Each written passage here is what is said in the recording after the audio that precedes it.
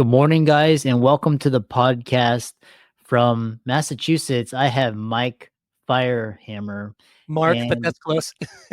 Mark Firehammer, and he's bridging the gap between art, business, wellness, and innovation. And he's going to talk to us all about his work, and I'm really happy to have him on to add value to the audience. So, Mark, welcome.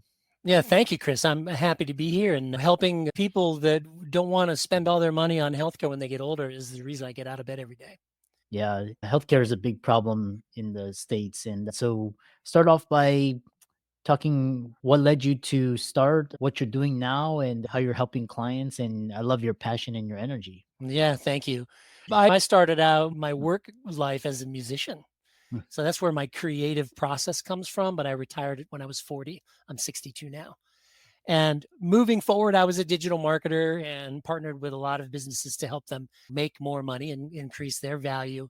But as I approached the age of 50, 52, 53, I started to experience that moment where, wow, my body just is not feeling like it did when I was 20, 30, and 40. Use it or lose it, as they say here in the States. Yeah. And right around that time, I met my life partner now, Katrina Hawley, who owns a Pilates studio that's been in the same location for 25 years. And I'm like, wow, this is someone that I'm just going to follow around and learn what she knows, because she's one of those people that's a triple threat, former dancer, studied lots of different movement modalities. And Pilates is interesting in itself because it bridges that, it stands on that line between fitness and physical therapy.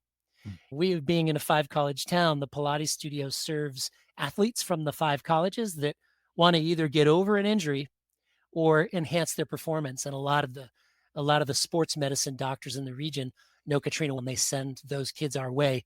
But in addition to that, it's a lot of folks over the age of 60, 70, even into their 80s, who just want to hold on to their freedom, their mobility, and their independence. And that's my passion, because my parents didn't manage to do that, right? I know that your audience has some people in the financial world. My dad was a financial planner for Raymond James, and he's gone now, but he gave them sound advice that was the advice that he was taught to give. What do you want to do when you retire? When do you want to retire? And what do you want to do? Okay, we'll figure out how to invest so that you end up with the money that you need to get you to the end, whether you live to 80, 90, or 100, whatever it's likely to be. A very sad end to that story is neither one of them got to live the life that they wanted in their golden years because they fell and broke their hip. And that changed everything from that moment on. It's assisted living, and all the millions that they had banked went back into the system to pay for their care. And one of the things that really strikes me about that is the reality that as a financial planner, no one plans to end up in a nursing home, right? But that field in general also doesn't ask you to plan not to. And if you don't happen to be an athlete or avid fitness buff, that's what happens. Yeah. Wow. Amazing story. And I personally train in yoga, and it's, people, there's a lot of misconceptions, but I love this idea how creating movement, and there's a lot of benefits and corollaries between these. And so one question I have for you is just how does Feelness address this need? Is it like it's an online platform, and what is its USP, and what do clients come to Feelness for? What are they looking for to solve or achieve? Yeah, it's a great question. And being a systems guy, here I am at a Pilates studio every day, and I'm watching, and I know 2 things. One, that the people that are going there, getting in their car, spending $100 an hour or more to get an expert's help is one kind of consumer. There was also a whole bunch of other consumers that you walk around America, especially, and you can see they're not going anywhere to an expert for physical well-being. We've got real health problems here.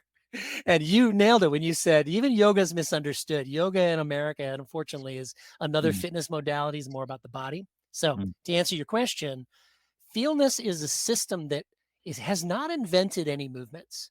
It hasn't created anything new. In fact, the same movements that you see in what we call prescriptions in every gym, every strength trainer, every personal training regimen, you see those same movements. Here's the difference, though. With fitness, the goal is additional strength and endurance. That means load, adding weight, and Mhm. repetition and intensity. Wow. And that builds muscle mass and builds endurance. That's hard work. And that's where the conception that all things feel good in your body, fitness means hard work and discomfort along the way. What I learned from watching the Pilates instructors, we have a dozen instructors, is that in feelness, you take the same movements, remove the load. Instead of load and frequency, it's about gentleness and listening to the body. And you, Chris, being a yoga guy, you Mm, know that if you're doing really smart yoga, like old school yoga, is that body awareness is the key, and feelness is keyed off of that. Let mhm, me give you an example. Every day, human beings have to do 9 things that if they can do them without making the sound, I think you'll recognize this sound. Oof. Have you ever heard somebody do that? They bend over to pet the cat or tie their shoe and they go, oof. Invariably, when I ask them, oh, are you okay? Let's say it's a family member or a friend, a loved one, whatever. They go, yeah, I'm just getting old. And there's a cultural misunderstanding that the mhm, decline of the physical body is inevitability of age. It's got nothing to do with age. It has more to do with how little you've moved in the last 5, 10 years. So feelness is keyed off of the 9 things that we have to be able to do. Get out of bed, just mm, rolling out, right? That first walk might be to the bathroom or the kitchen or the curb to get the paper. mm, Reaching to a high shelf. I keep my coffee beans up high for the very specific reason of I want to know when my shoulder says no, it says oof, right? There's 3. Bending over to pet the cat. There's 4. 5, go sit down at the breakfast table and have breakfast for half an hour. How's that feel?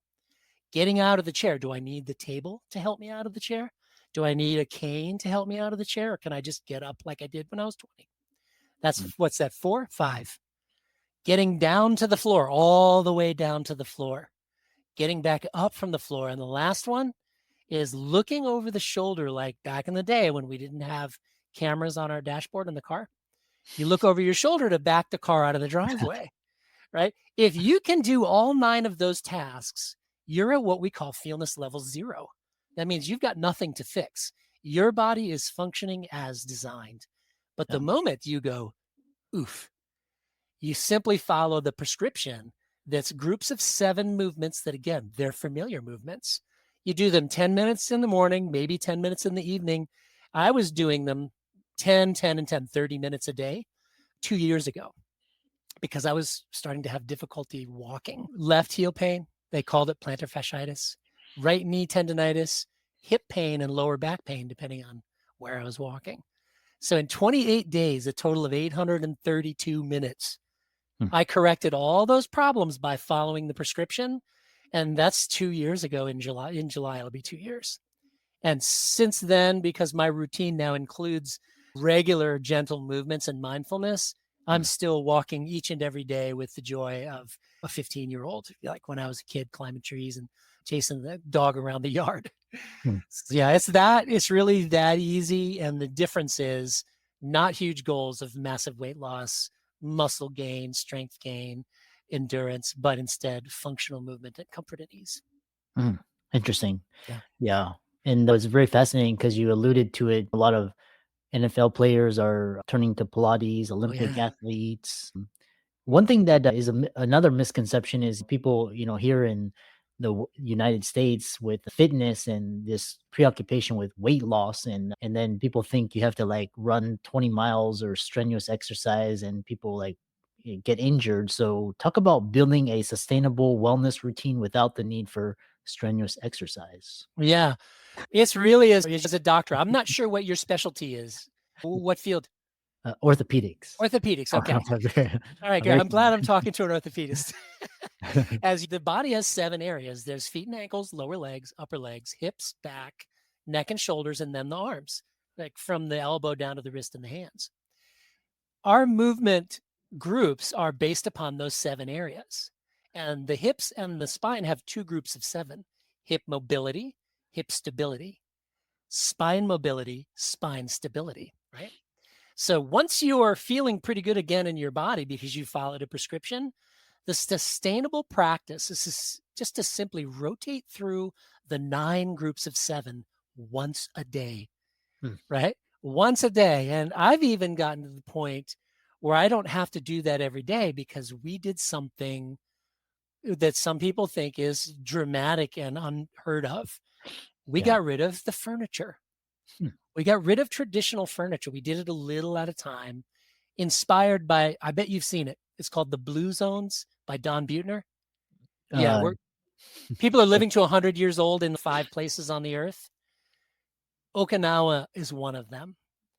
And so I didn't want to have to do 10, 20 minutes a day of just movement for the sake of movement. So instead, I made sure that the house was organized so that movement was a part of life, right? Getting down onto the floor. I'm 62 years old. Guess what I can do that most of my peers can't? I can take a glass of wine, let's say a martini. I'm not a big drinker, but just as an example, I can get all the way to the floor without spilling it. And I don't use my hands. I can then get right back up from the floor without using it. 2 years ago, I couldn't do that. And that's how powerful a gentle, mindful movement can be when you do it a little bit every day instead of a lot with resistance and weight where you actually hurt after that. I don't know about you. I marvel when I go to a gym or I meet gym goers and they're like, oh, I hurt so good. I don't get that. I just don't get that as my pain is evidence of how good I'm doing for my fitness routine. I don't get it. yeah. Yeah. Yeah. Fascinating. And the other question is one for the audience. It seems like when you talk about functional movement, and what about if they're still fairly young, the audience, and they're, mid to late 20s, they're like, yeah, my body's still good. Why should they still understand feelness? Yeah. Oh, that's such a great question, Chris. And for the same reason that so many of us in our 60s and 70s and beyond are in trouble today, it's about the belief system that we inherit from our parents and their parents.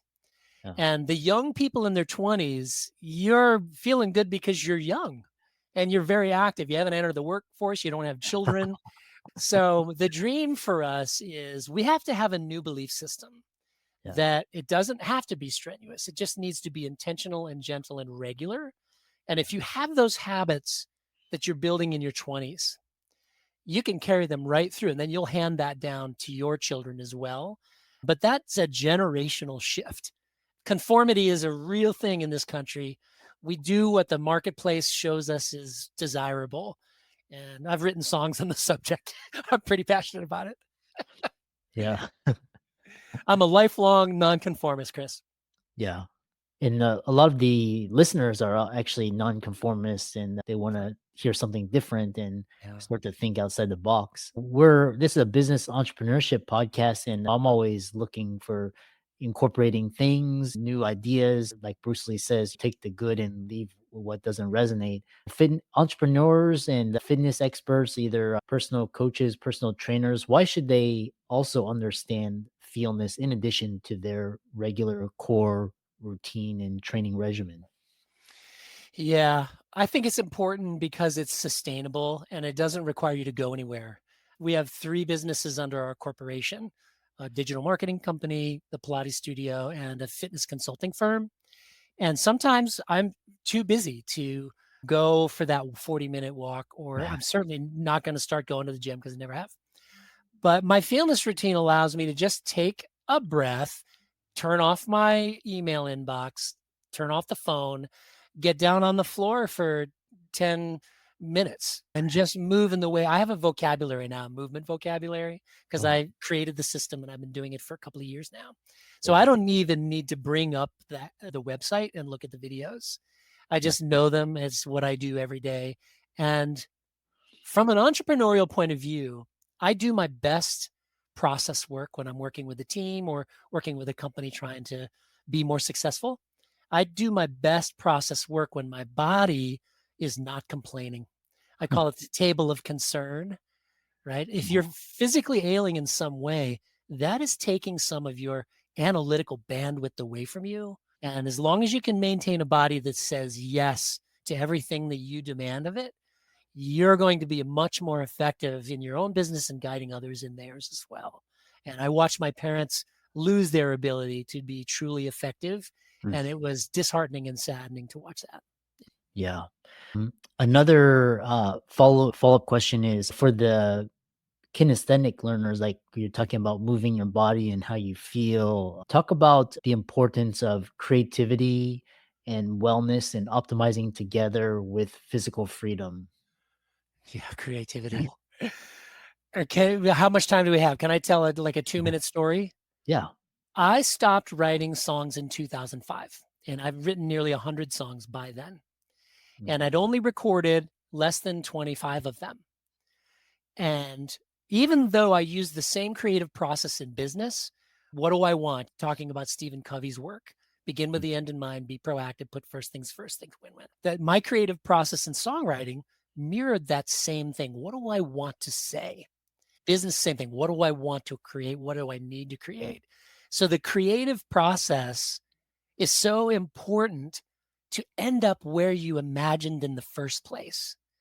And your body is nothing more than a project that will either succeed or fail based upon how well you leveraged the principles that dictate that outcome.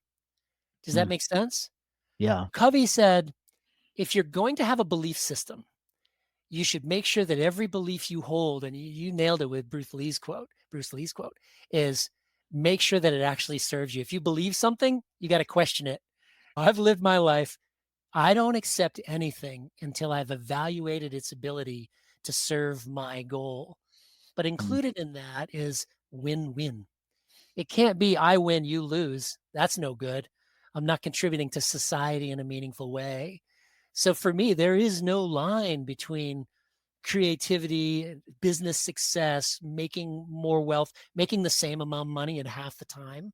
That's what I think of these days.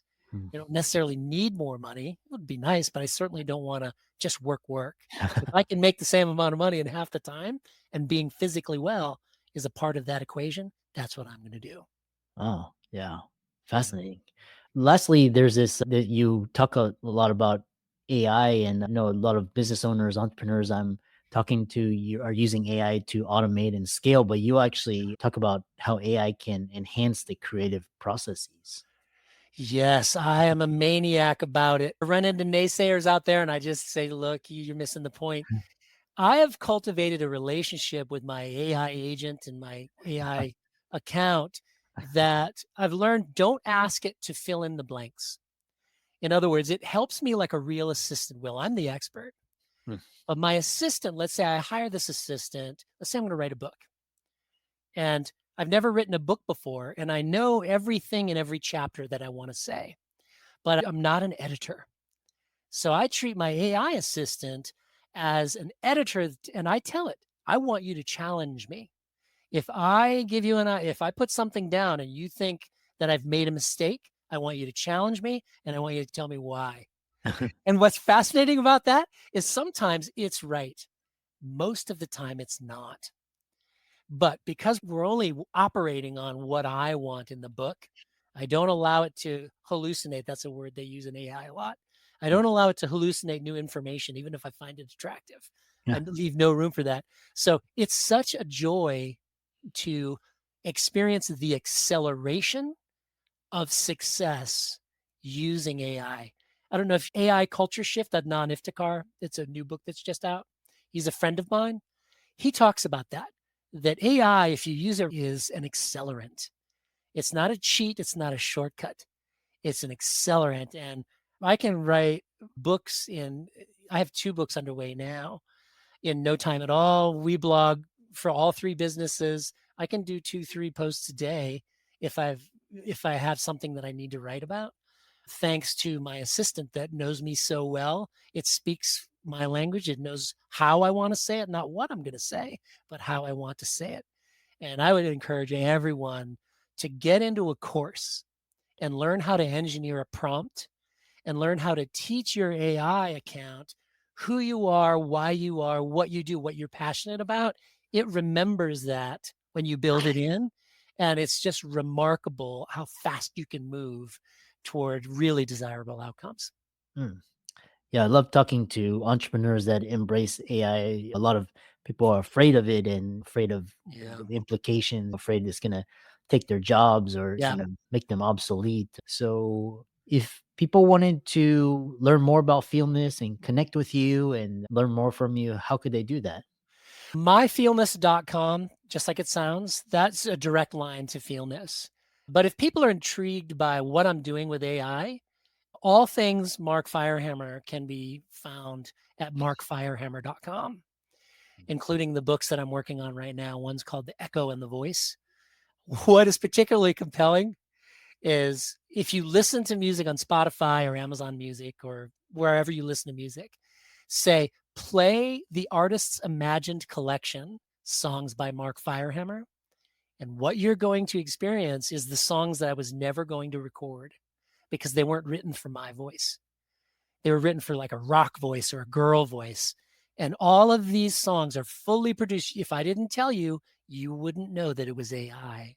Huh. And without that tool, those songs would have been a regret at the end of my life. I would have nobody ever experienced the story or the message or the quality of some gem of truth that those songs had to offer. You can find that all on the website as well as on all those streaming channels. Nice. Yeah. I really enjoyed this conversation and keep up the great work. Thank you, Chris. I appreciate it.